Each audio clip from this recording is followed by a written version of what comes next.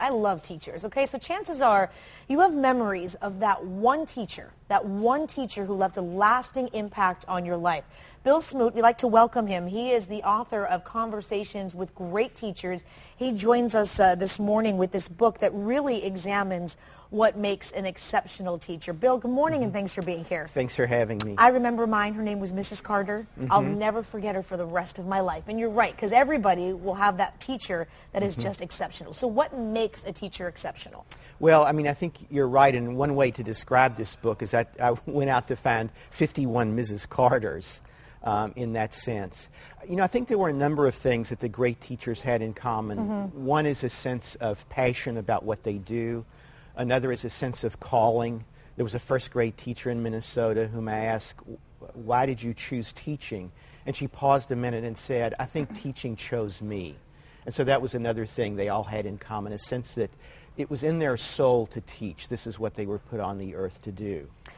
When I think of good teachers, because I'm giving an example, and you're talking about it, I was just giving you my thoughts that the teachers that gloat upon the fact that all my students get D's and F's, and why would a teacher not want your students to get A's and B's? That's a lack of teaching, in my opinion, right?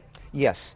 And, you know, when you said that, I thought of one example, a math teacher who teaches at a magnet school in Chicago. It's in the book you write about, okay? Yes. And I'd ask him, what do you do about students who maybe aren't as talented naturally in math as others? Maybe there are concepts that will be difficult for them. And his response was, basically, you have faith that everybody can do everything, and you proceed on that assumption.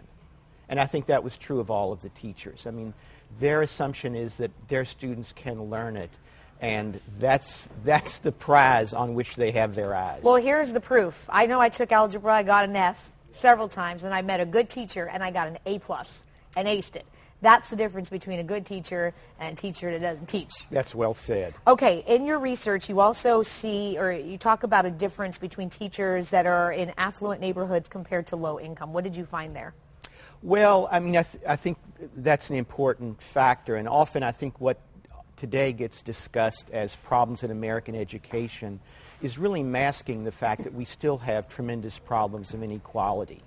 But I found that great teachers existed in all neighborhoods and tried to serve all kinds of people. For example, one of the really inspiring teachers is a teacher in something called the Clementi program. I think it's mostly back east. But it takes underserved adults and teaches them things like Shakespeare and Plato. I love it. You know, based on the faith that the humanities is for everyone and that you're never too old to learn. Well, Bill, thank you for coming in. Again, this book, I mean, you just got to read this. This, I think, is a feel-good book. It's called Conversation with Great Teachers. We posted a link up on our website for you, so if you want to get more information and get the book, you can find it there. If it were up to me, if I ever president of the United States, I will make sure teachers are one of the highest paid professions. I promise you that. From your mouth to God's ear. There you go, Raul.